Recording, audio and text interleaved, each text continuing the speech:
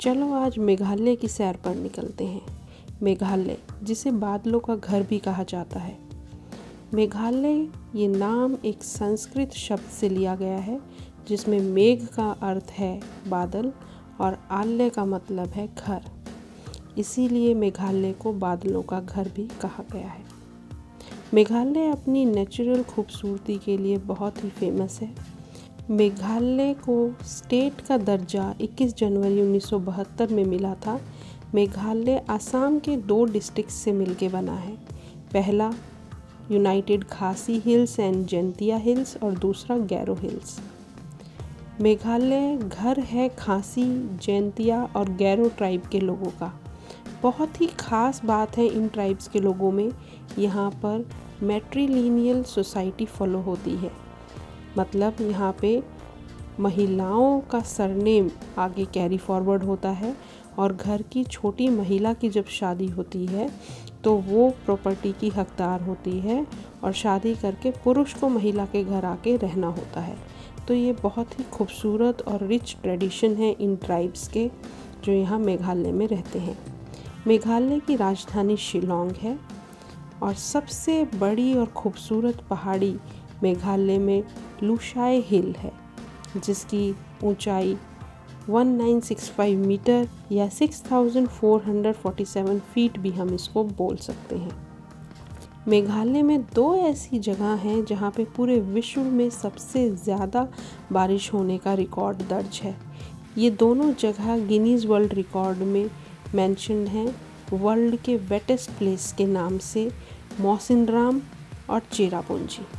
Mawsynram 4600 feet की ऊंचाई पर और चेरापूंजी 4692 फीट की ऊंचाई पर।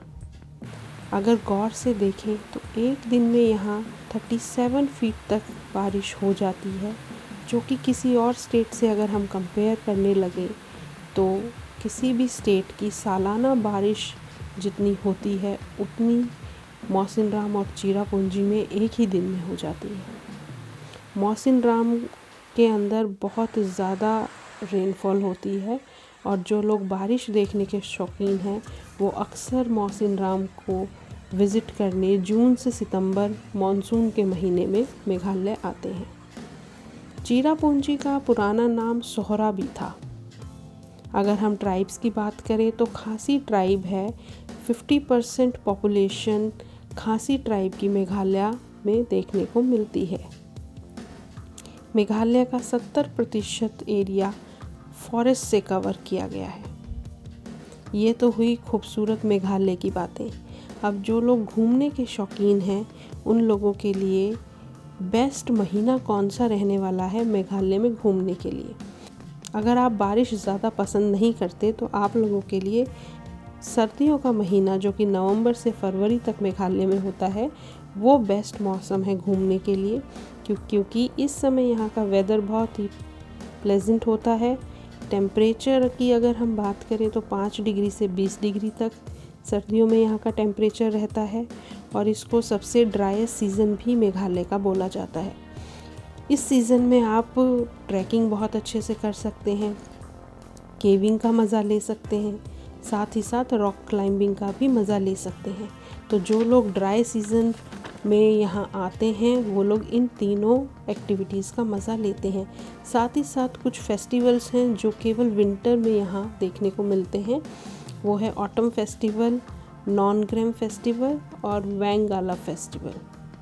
अगर आप पोस्ट मॉनसून आना चाहते हैं, हरी भरी आपको वादियाँ पसंद हैं, साथ ही साथ वाटरफॉल आप देखना पसंद करते हैं, तो पोस्ट मॉनसून सीज़न में भी आप विज़िट कर सकते हैं। पोस्ट मॉनसून सीज़न मेघालय का अक्टूबर से नवंबर तक रहता है। इस समय यहाँ की पहाड़ियाँ बिल्कुल जी उठती हैं। वाटरफॉल्स में से पानी छमाछम बह रहा होता है, नदियाँ पूरी भरी होती हैं और देखने का नज़ारा बहुत ही खूबसूरत होता है। अगर आप मार्च से मई यानी कि मेघालय के समर सीज़न में मेघालय में आना चाहते हैं तो ये समय भी माइल्ड प्लेजेंट वेदर रहता है और इस समय पे जो तापमान है वो 15 से 25 डिग्री रहता है और हल्की फुल्की मार्च से मई के बीच में मेघालय में बारिश होती है। अगर आप बहुत ही ज़्यादा शौकीन हैं उन जगहों को देखने के लिए जिन्होंने गिनीज़ वर्ल्ड रिकॉर्ड बनाया है, यानी कि मौसिनराम और चेरापूंजी, और ये रिकॉर्ड यहाँ की बारिश की वजह से बना है कि ये wettest place of the world कहलाए हैं।